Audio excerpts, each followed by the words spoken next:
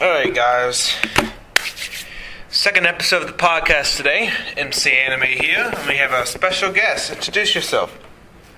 Hello guys, my name is RoronoaChemi, or Chemi for short. I am Mick's friend.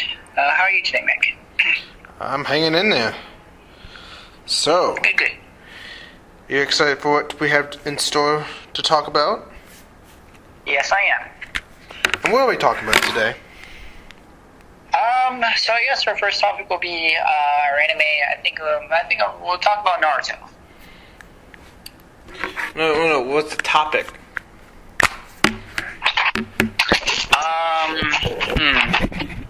Well, for Naruto, Not you just Naruto, want to talk about the topic. The story? Huh? No, so the topic we have today, the main topic is going to be world building. World building is the concept of how they present the story and structure the world around the story itself. Okay. And the shows that we are talking about that exhibit world building to a degree that it's recognized: One Piece, Made in Abyss, Berserk, and Attack on Titan.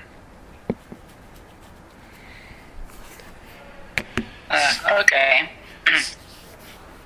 So, to give you a perspective of world building, if a show would to create an environment and that environment doesn't suit the world at all, what do you think that's good world building?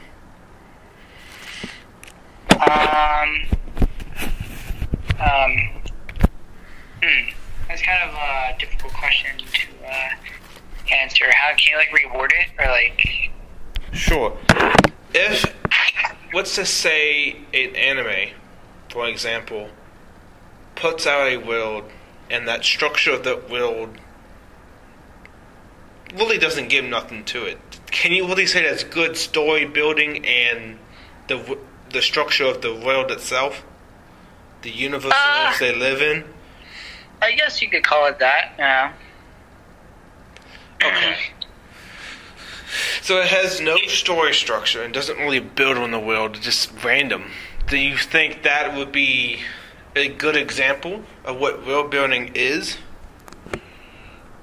It's a possibility, yeah, it could be one. Mm-hmm. I agree. How you know? Explain. Because, as Naruto as a child, his parents passed away, and, during the village, people were mean to him. Talking about Naruto! Huh? Well, we're not talking about Naruto. No, what are we... Okay, I'm a little bit lost, I'm sorry. We're doing One Piece, Made in Abyss, Berserk, and One Piece. No, Attack on Titan.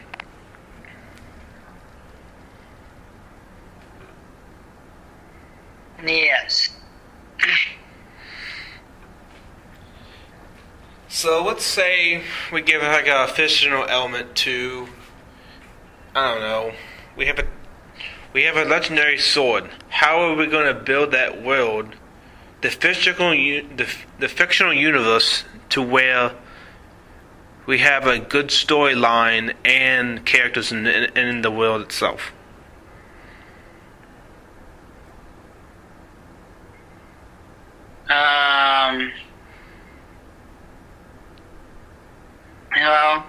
If you have a legendary sword, what is the trope that you hear about?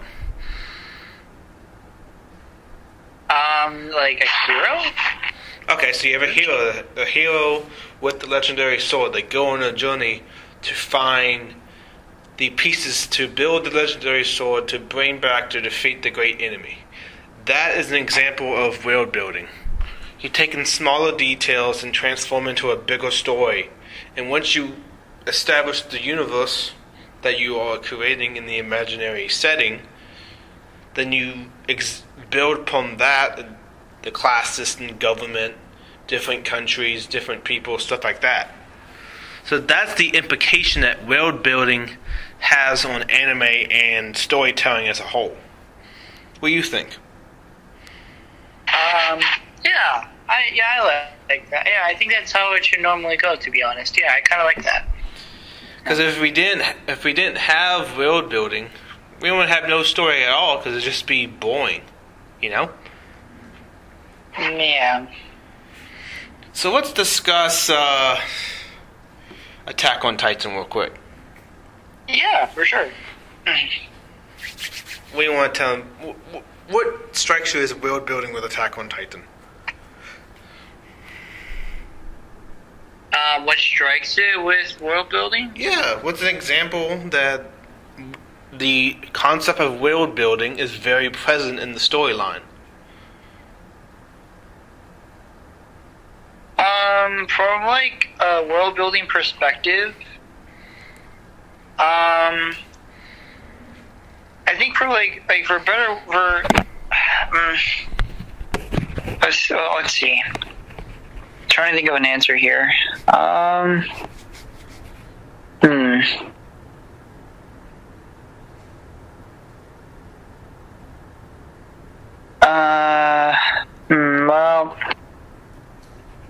Okay, so for people who do watch Attack on Titan, Tolkien has like better word building, but I think it's just like too much more accessible. Like Tolkien can be often too much to handle at once, and it's like you need to always carry the weight of the world on your shoulders, and somehow it manages to keep the narrative simple enough to be followable. With the flashbacks and stuff, while building the world in the background without even realizing every scene with demo, etc., served the purpose of giving a glimpse into that world. So that the city that the people are in the real, or like, for example, for contrast for Full Metal Alchemist, or I couldn't give like, whatever, that country, what happened to them, it was like all the main characters. While here, the main characters are just here to save people and to have hard choices. The moral compass of the continuous evolution, because the greater good keeps changing. So it's just so much. I think it's just my take on it. Okay, so Attack on Titan exemplifies world building through different perspectives of, first, there's an entire city isolated from the outside world. That's just within my that thought on the isolated city, you have different sections of different walls. But as we get a background in the beginning, we see their existence within that isolation wall. Basically, build a border, put yourself behind it. Hello? Yeah, you stay behind the fortress. You hear me? Hello? Oh, yeah, I'm here. Okay. Did you hear me? Yeah, I can hear you. You put yourself behind the fortress, and in that fortress, you're isolated from society. And it's over time, Titans come over, break the wall. Now you're breaking the first security blanket that the wall provided for the people.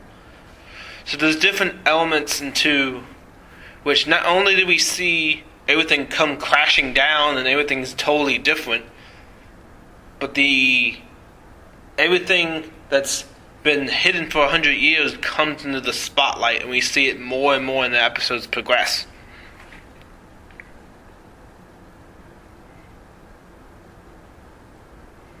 Yeah.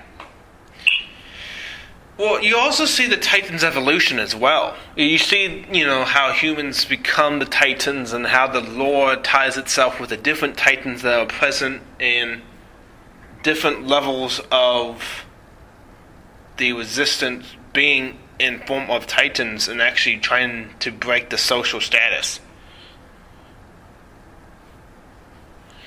Well, I think the mystery about the world as a whole has always been intriguing to me. Like, as long as, like, the aesthetic quality of, like, designs of the walls, the cities, it's even more fascinating because of, like, the politics between various organizations and, like, the emotions, struggles of, like, the characters that are portrayed. So, realistically, in the context of the fictional world, how characters come to terms with harsh realities of their world, and emphasis is on like the politics and the uprising morally arcs, Mm-hmm. Well, goes to show you, we see the different titans and which special titan is going to be introduced in the story next. But even with the introduction of the titans, we also have the system crumbling down. Wherever they hid outside the walls is now coming back. And now you see... Well, first you have also scarcity of food. The resources are depleted. As more and more titans come in, you have more death presented within the anime itself. And for anyone that doesn't know, titans are actually creatures that were once had human origins and now eating humans, and now they're just like big giants coming in. They exemplify the giants that eat humans, basically. I mean, well, like in the terms of like also there's like it's kind of more like in a way that the world has to like to present us that and that. Okay, sorry, let me rephrase that again. So it's kind of like more like in the way that the world is like presented to us, and that's what I found brilliant about it. It's like since our idea of their universe gets shattered with like every new revelation, it was like building a world within like a first chapter's episodes to destroy it entirely during the rest of the manga, and the journey to the truths was splendid by itself, I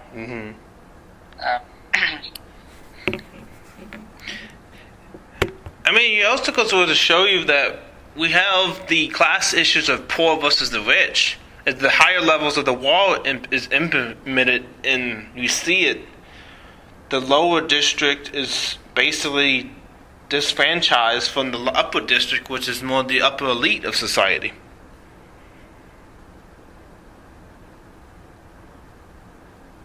And with that class system, we also have clashes on what is fair, what is not fair, and then the equal opportunity to join the military to defend themselves against the titans as well. What do you think?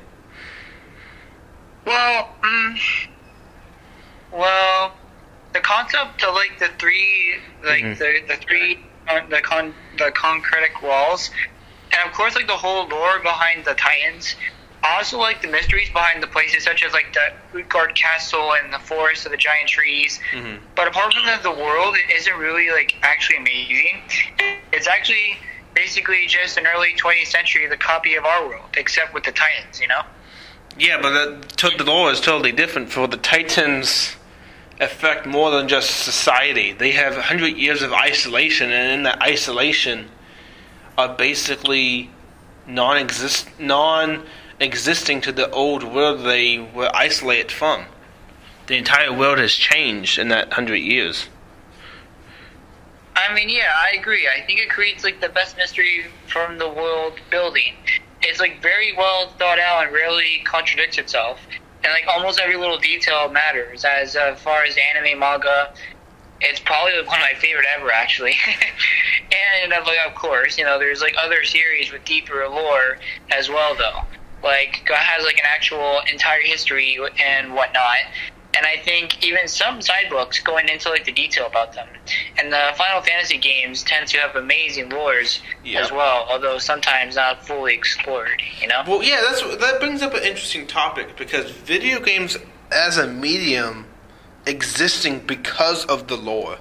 There's literally a case study for video games as a source of outstanding world structure and world building as the story element. Most people expected the games will have that element, for most of it needs to be constructed in order to play the game. Like, in terms of like the best, though, I'm not really sure. There's like too much that doesn't make much sense at all. And then, I mean, like the dimensions of things feel way off, and the numbers don't add up. I saw like a post a while back that proved that the entire stated population of humanity inside the walls could comfortably live inside the wall, assuming that the land of virility, etc., is similar to the real world, which is like a fair assumption to make, I think. And you referring to film theory? Huh? You referring to film theory, aren't you? Well, no, because, like, no. No. I kind of sound like it, though. No. Because the film theory also did something about the scarcity of food and actually how much food can the per acre landscape and then the 3 walls actually feed the citizens and how many years they can sustain with that food by themselves. I mean, yeah, I know what you're talking about. You know, I know what you're talking. Yeah. But that's just my thought on it, to be honest. Well, yeah, with Titans, we also have different elements of, what is the human soul after it? Are you just going to become a Titan, or are you going to die a normal cause, which is a human? It really comes down, if I would become that creature, would I basically lose my humanity? It really strikes that question, really. Yeah, I kind of feel like there's also like 2 other great story elements of Attack on Titan that I really like. Well, for example, the first one of the side characters, lots of them have like 1 or 2 character traits that make them really likable. Characters like Ian, Morrow, Hans, Newspaper Guy, Flock, and the Reeves, they're like really great people, and they bring humanity to the side of the characters, which normally just feel boring. The other great story element is just ASMR's love of surprises, and this keeps the series on its toes, Yeah, and, from one context to the next... Well, like, as I said before, the world building Attack on Titan is also great, because, like, again, the mystery is what gets unraveled as we follow along with these characters. Mostly we're in humanity's perspective, which means that as more discoveries are made, we understand more and more about the world and how it feels and the character's shoes, because both of the audience and the character are in the dark. Plus, there's also little hints of everything, so not feels as pull, you know what I mean? Oh, yeah. And another storyline that reminds me of Attack on Titan with the danger and fantasy aspect, well, more or less Made in Abyss. We have an orphan girl, Rico, who lives in the orphanage of Orth, a strange giant hole descending deep into the earth, which is known as the Abyss. So what do you think about that description? They have a giant hole in the earth known as the Abyss. Well, I think it's pretty good, actually. It's very intriguing, well-paced, delivered in variety of ways that allow explosion dumps to also perfectly natural story beats that still raise questions of their own. With many people, the towns and nations of all competing with their own goals as bonding rising naturally from their ongoing experiences, I think it's very, very good. I wouldn't put it over the Lord of the Rings just yet, but I think it's still pretty good. You know what I mean? Yeah. And also, another aspect of Made in Abyss, the Abyss hovers in artifacts of remnants of civilizations long gone, therefore a popular hunting spot for the so-called cave riders, who undertake dangerous descendants into the mist pit to recover whatever relics they can find. So the Abyss is like a time capsule of all the lost civilizations, and you have people in this dystopian type genre picking it out whatever relic they can reach and get money for it. Yeah. Mm-hmm. I don't know. Usually a story with lost civilization and ancient relatives and relics, you usually get a sense of historical lore, but also a simple of understanding with a background in history. Because usually when you have an ancient civilization, usually that ancient civilization in some way is explained to modern day standards.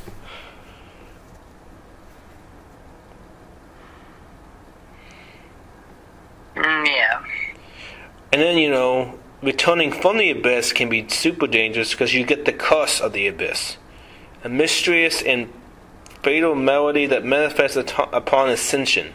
The deeper one goes, the more acute the effects of the curse. Few have described the lower regions of Return to tell the tales. So we see the main character go in this abyss, giant hole in the earth. We don't exactly know how it's there, but eventually we will find out how it's made and the stories that it can actually hold inside of it. It usually holds like different secrets and mystery. That's a really compelling element, I would suggest.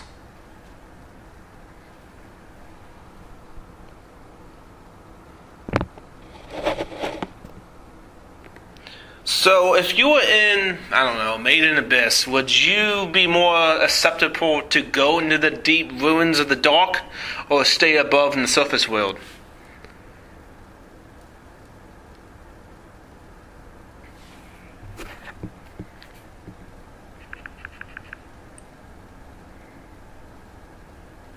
Hello? Chemist, you there? Yeah, give me a minute. So, if you were, what do you rather do? Go into the deep, dark abyss, or stay in the surface world? Hello? Chemist? Yeah, hold on, sorry. Give me a minute, it's kind of... yeah, hold on, can you give me a minute? I'm sorry. Okay.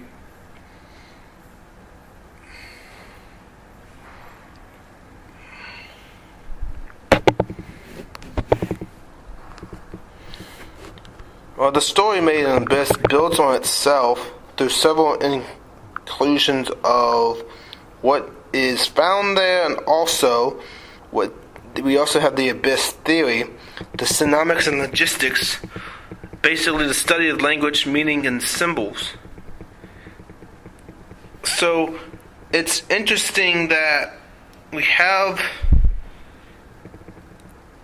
not only do we have the depths of the abyss being the mystery, we also have creatures that dwell in the dark, and two main characters whose main goal is to literally explore the depths of the abyss.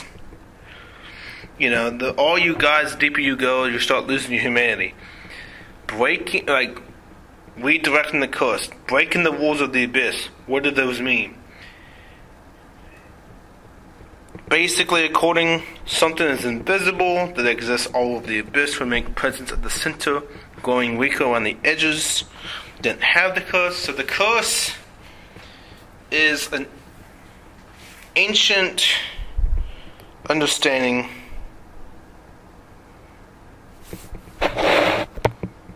Yeah, layer 1, you get dizzy or nausea. Layer 2, you get heavy nausea, numbness of the limbs, and headaches.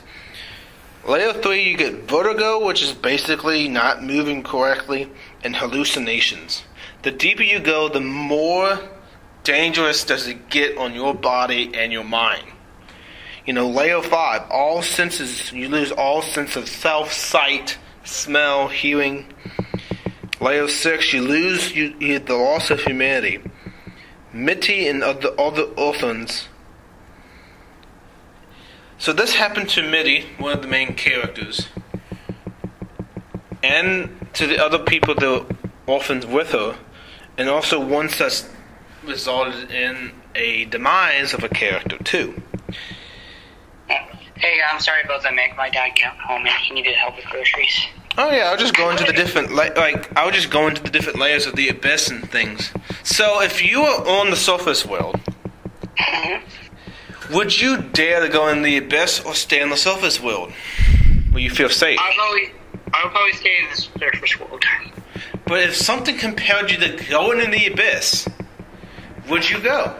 Based on the different, the further you go down, you could actually lose your life depending on if you're not careful. Probably. I know one of them, like layer 4 or 5, you lose your ability to feel, see, smell, and all of that. So you don't have any senses to direct you, and then the further you go down, the more darker it gets. So it's like the further you go down in the ocean, the less sunlight you get, and therefore you can't see in the dark. Okay. and through the exploration of the abyss is where the world building element comes into part. Because there's mysteries in the abyss that actually create the journey of the two characters going down to explore the dark depths of the abyss. Step by step, they want to explore the slow depths at a pace where they don't immediately, I guess the word is, having a casualty or fatality of some sort going to be while being down there. So what do you think about Made in the Abyss so far? The Abyss? Yeah, Made in the Abyss. Made in the Abyss.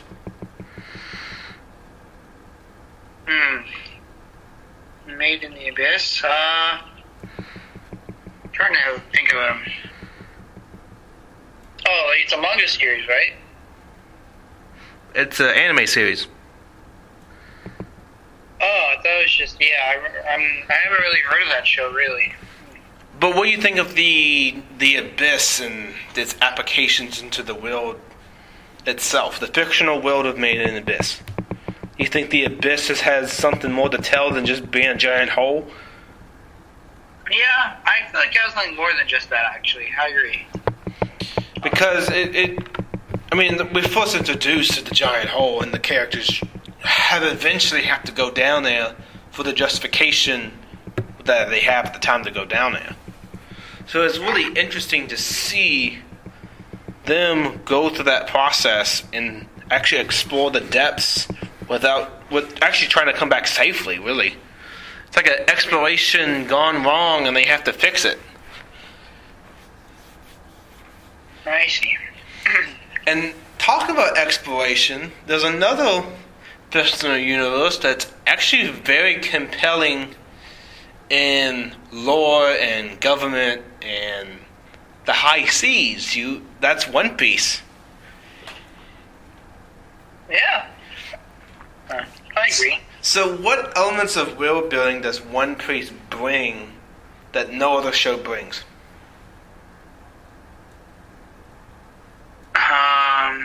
World building, like something that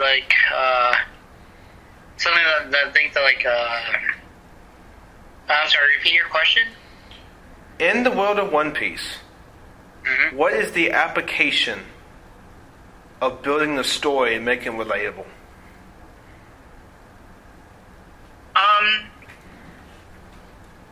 I think while most shows only make the characters help further the story, One Piece often makes characters who may not even interact with the main story of hundreds of episodes. Like, making a society where people exist not just for the plot is what makes the world of One Piece feel alive. It's one thing to make an interesting world, but it's like another thing to make a world that people believably live in One Piece nails that every single time, you know? True. And also, One Piece, the way it's set up in the world progression as a whole in the story, is it's a progression of a story. Once you see Luffy, you slowly get the world introduced through him exploring the world. It's not just you get all the world, here we are. There's still things you don't know, and there's still things that keeps you on your toes to what to expect. Because the One Piece structure is based on the Four Seas, the Grand Line, and also the Red Line. But within that story structure, instead of big continental countries, we have islands as countries instead. And the Age of Pirates, Goldie Roger, as well. So what do you think of like the politics system? Aside from the islands and the changing of weather and the different culture, what do you think of the politics? Well, I think beside the politics, I'm kind of like interested in like the secret histories and like the secret rebellious, factions and all that. I think they just get more approached differently. Like in One Piece, no one really knows the world's true history. and it's purposely obscure to the Tower of God. However, we almost get a, he doesn't even I feel like we kind of don't know the history or the lore of that tower, and to get caught up to the speed right along with us. Truth be told, though, I want to know the extent of One Piece's world, because there's always been so much teasing and tension. Like, I want to know the Tower of God's ending, because I just want to know what's the rules and the stuff of the tower, you know? Tower of God's a totally different anime. That's what I'm interested in. Well, with the Void Century, you do bring up an interesting topic. The world government, or what we call, the world government, that's what the organization called. They have the Marines, in which they use to send out and protect the peace. There's like 20 plus, 140 different countries that are actually under the world government organization. They have a grand meeting, and that's how they condone policy and all that stuff. But those countries that are left out, and those countries that are left out, either rebellious or isolated from the world. And also with the Lost Century, we had poneglyphs telling different stories and different realizations to the One Piece itself, to the ancient weapons. So we basically have a dominating government that literally erased its oppressors 800 years ago, which is the start of the Void Century.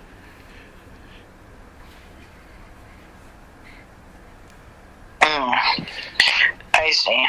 And most of the transcriptions of that history is only told in the poneglyphs. And only a very select few people currently in the One Piece story is able to decipher that text.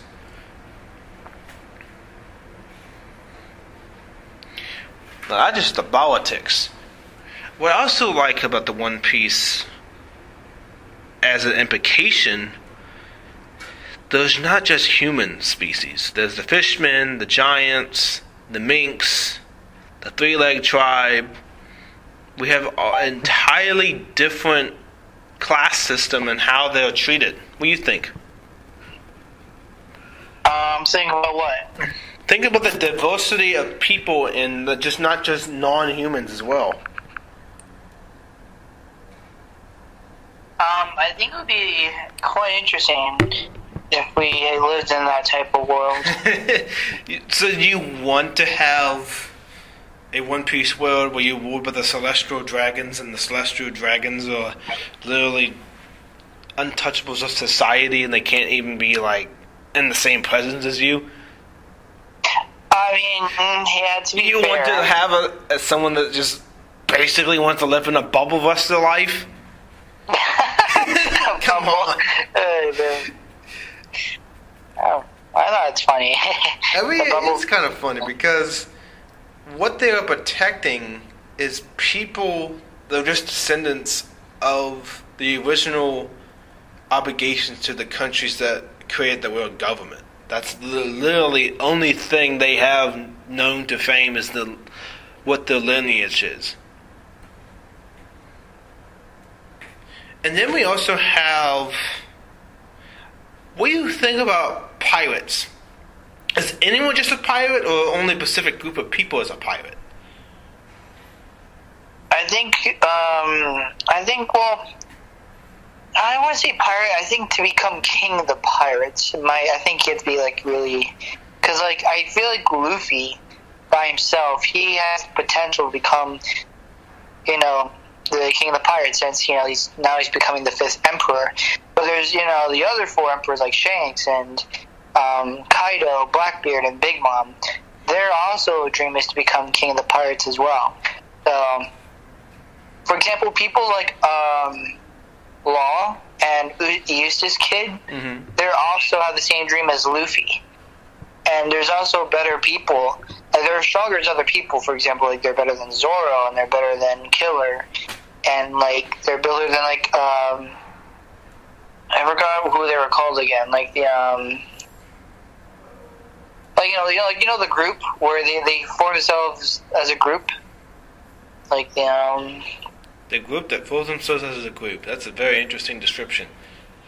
There's several organizations. You got the samurai, you got the world government, you got the Marine Ford. What are you talking about?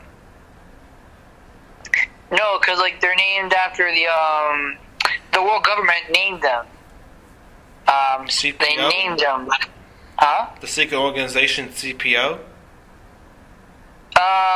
They named the CPO gave them the name. I'm trying to figure it out. The Six Powers? What are you referring to? Well, also within the One Piece world, we also had different levels of fighting. Hockey, devil fruit, the Six Powers in which, you can walk. They're like they're the worst generation. Yeah, worst generation is the supernovas of the 10 people that had the high bounties that came from like 7 directions from the Grand Line over. They were referred to as the worst generation, for they have become infamous in the total bounty and berries that they are worth and being wanted by the world government.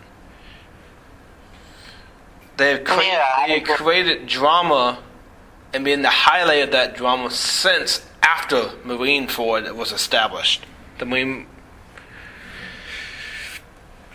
So I would think the progression of the storyline and how something that's mentioned like episode 20 can be relevant 200 episodes later is a really big implication of how much thought has been put into the world itself and how those differences are explained. What do you think?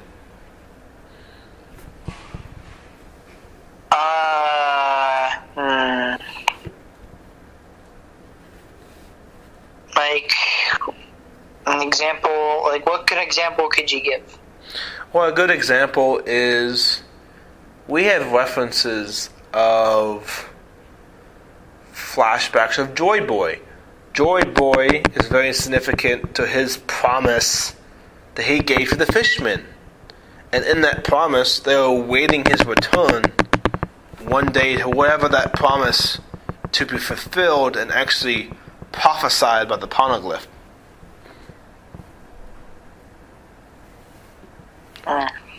Or the Will of D. Just by having the initial D in your name is literally a big indication. Like the earlier applications in the story, people with the name of D usually cause lots of conflict and become very infamous in the world. They have notoriety to their name. So it's like a big secret. This is a connection to the lost century again.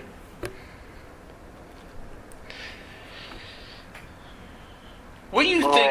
Which mystery you like about One Piece? Well, what's behind the One Piece? Like, what's the one treasure everyone's after? Well, apparently, according to Luffy, One Piece is the most freedom you can ever have, and once you reach that freedom, you have got the One Piece.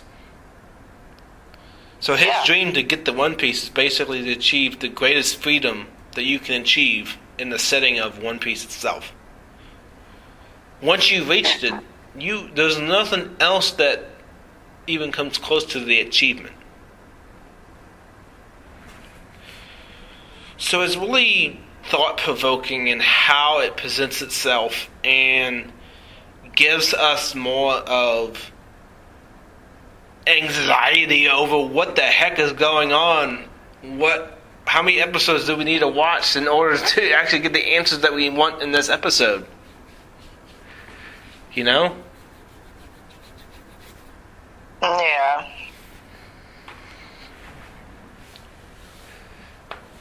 Well, even with the application of the One Piece and different mysteries, we also have the budding question, why does the world government want to basically erase the 800 years of history that they don't want anyone to find out? That's basically what most of this comes down to, and all the different applications of the world government trying to protect it, and having pirates doesn't help that either.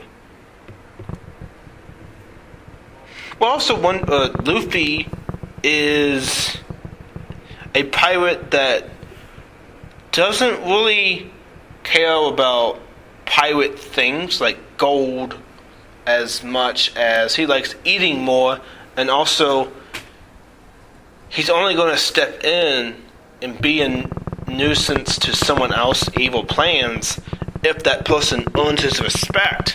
He meets a character along the way, and that's how you establish that arc that he's always in, Yeah.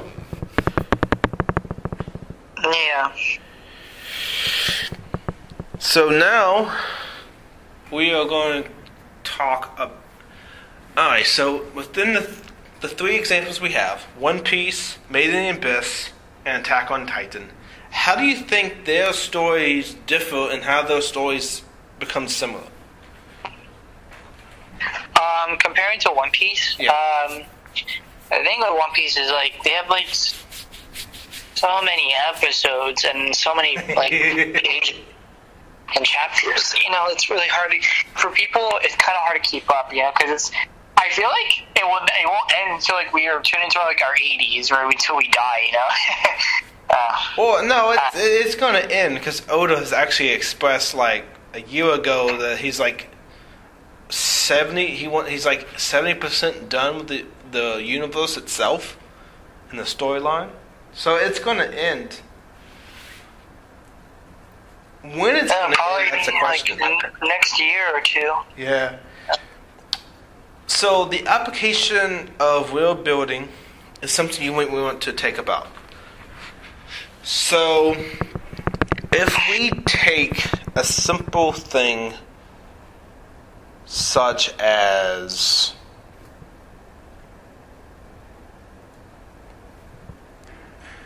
a dog.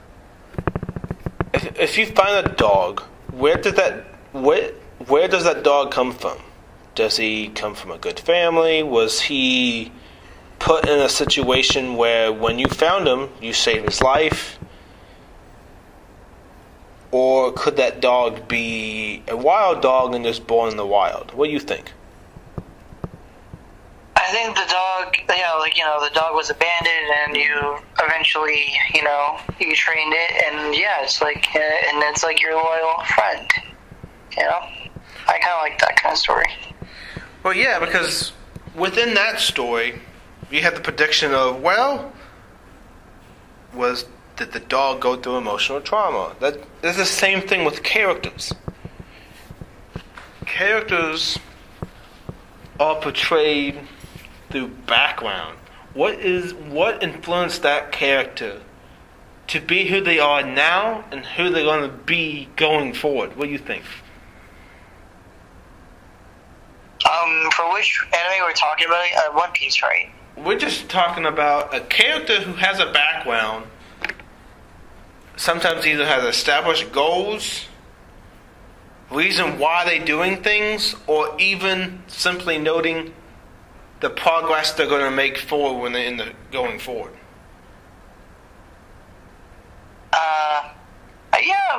That's part of character building, I believe.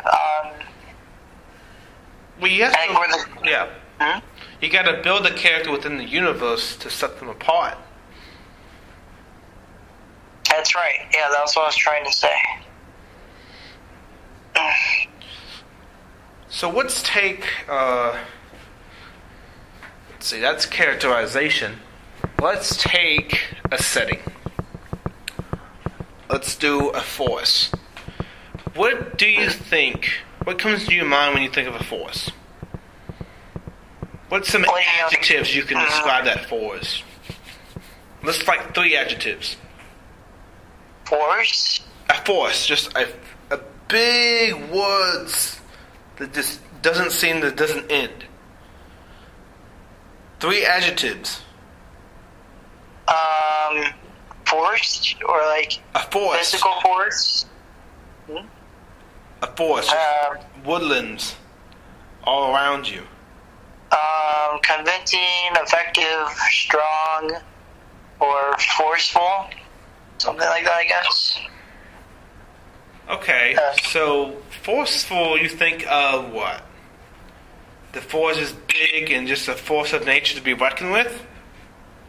Yeah, or like you're being forced to do something you don't want to do. Or you're being pressured into something you don't want to do. So you're saying that the forest, going into the woods, has a mysterious element that don't go in that part of the woods. That's cursed, right? Yeah. Okay. So there's different types of settings and landscapes that can be depicted throughout a story or anime itself. You know, a lot of people think of the woods as dark, mysterious, eerie. Sometimes we also have the humid and hot nature and vegetation everywhere, giant woods, giant trees. So it goes to show you that just by one setting, we also have determined how it plays out, what are the aspects that who live there, the people who live there actually have civilized, or is it just animals that roam? You know, there's different elements in which we explore the universe and the fictional aspect of the anime. So what's your favorite, like, plot device that a lot of stories use for storytelling?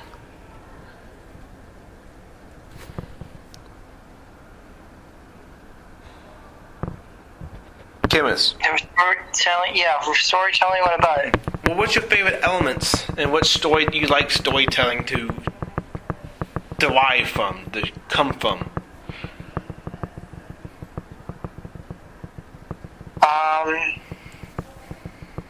I mean, it depends on which series we're talking about, really. Right now, we're just talking about any series. Anything that you are most favorite to enjoy. Are you that type of person, the good versus evil, the lone protagonist who projects himself to be different than others, or you just trying to live your life and everyone keeps coming around you and basically annoying you? What aspect do you like the most in a story? I think the good and evil one. The good and evil sounds pretty good. Okay, let's go from good and evil. Usually with good and evil, it follows the hero's journey application. You got the hero that goes into battle. They face the oppressive force along the way. They have some type of struggle. They overcome that struggle, and once they overcome it, they have literally built the fortitude to face the evildoer. What do you think? Yeah, like a superhero, villain, you know, those type of stories. And actually, you'd be surprised how much anime actually follows that type of storytelling just by itself. The hero's journey. Now, the hero's journey is a totally different application, but it's an element of storytelling that makes it more relatable. You can relate to the main character because they're just like me. They have the same struggles as me. You get what I'm saying? Yes. And that's why so many, like for example, Lord of the Rings follows that to a T. Everything is set out to be in the way of the hero. The hero can't come home, or the hero goes on a journey. You know, Luffy goes on a journey to be the Pirate King, and you continually see him be on that journey. We don't know how his journey is going to end up. We think he's going to become the Pirate King, but we're always left wondering when he be the Pirate King, you know? Yeah. And with Attack on Titan, there's the application of not only a journey aspect, but mostly self-discovery of who we are and what we came from, and how can we overcome what were the Titans now to actually peaceful living now, you know?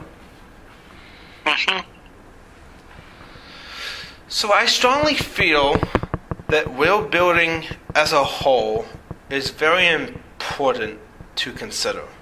Without it, we would be lost. What's a personal take that you take from world building from this? From this discussion, what do you take?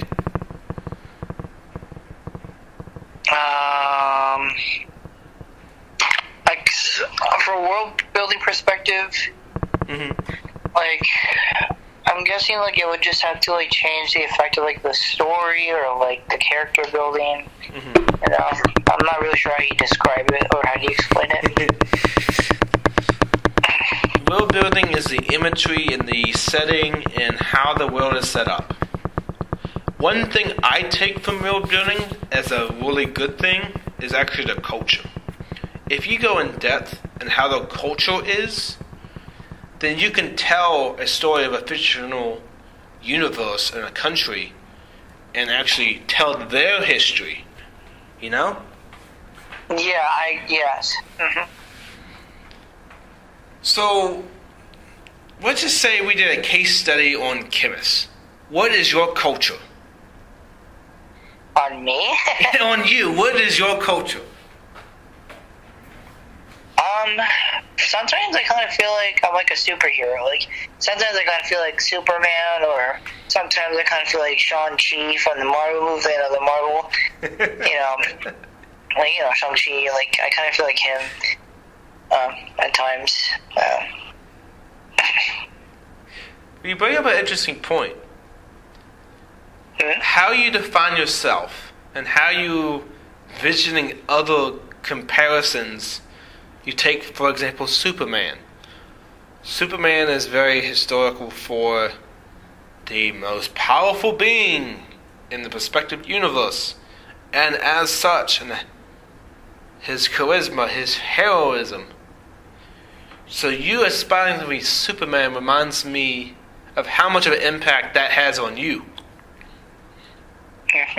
Your culture is that you think yourself as a person who's ambiguified by the world around them and the structure within it.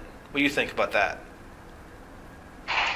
Well, for like Superman-wise, the thing with Superman is like he's kind of strict with like, he turned rogue eventually, and like because the justice got into his head, and he broke the moral code of to never kill a supervillain.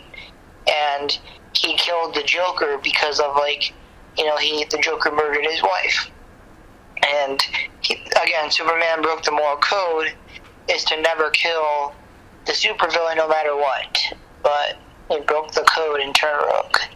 Yeah. So. And one aspect of culture that I define myself is the aspect of always being optimistic, being a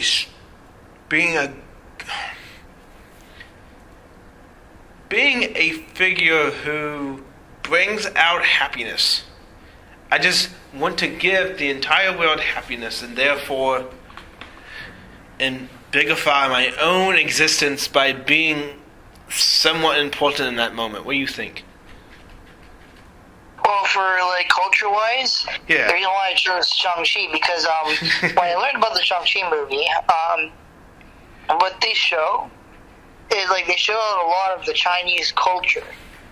For also example, for the Black Panther movie, yeah, sure, they show like the African cultures and stuff, but not as much as the Shang-Chi movie where they actually showed you of what the Chinese culture is and stuff, And in world building, culture is one of those things. It gives depth to a particular city, country, setting, because without that such culture, they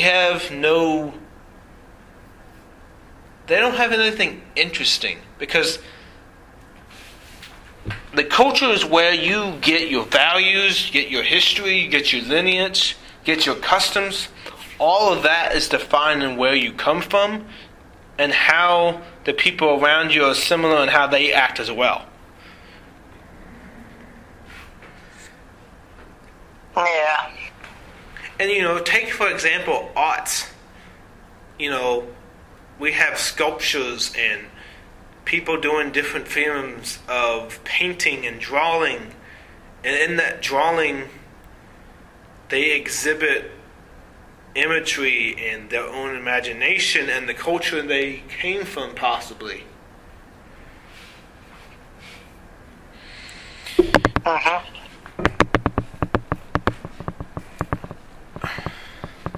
Personally, I think, having the heritage where you come from is very important in world-building itself, because your history plays a role into the story itself. So if you like Luffy, who has a controversial history of a dad being the leader of the revolution, and a grandfather being solely admired by his achievements in the military, it goes to show you that history plays a huge role as well. What do you think? I think so. Possibly. I'm really not really sure how to deeply expand, but I kind of want to hear your thoughts on it. What are your real thoughts on it? Well, my thoughts on history is it gives us a sneak peek into what was before and how that is inspired now. Because anytime you look at history, you always see, do this, and we did this. We did this war because we were low on food. Well, if we do that today, history has a negative connotation of it will repeat itself. If you don't learn from history, then basically you're going to make the same mistakes again. Yeah.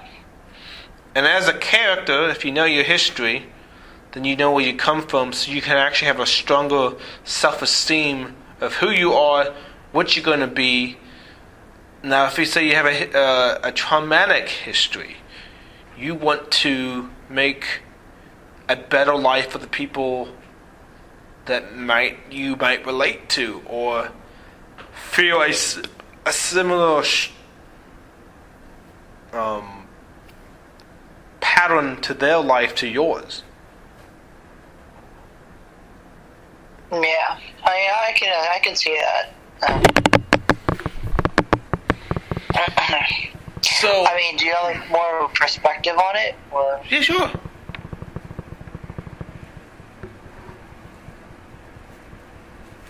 If history plays a part in knowing the history, where do you draw the lines in whether that history is good or bad? Possibly. Well, for example, maybe ending the world, or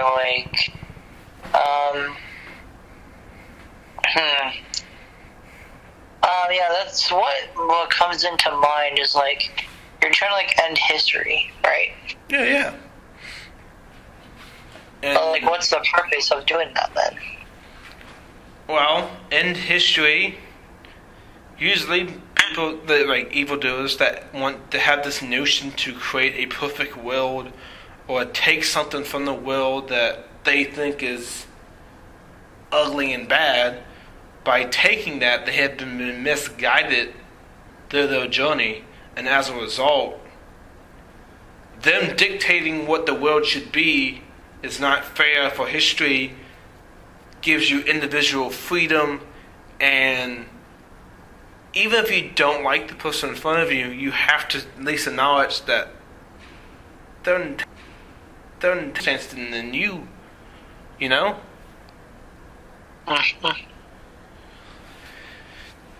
So I feel like we covered a lot within the world building discussion, and how to not only make the story better, but make the story relatable and give it oomph. The kick in your step to keep it going. Any closing thoughts?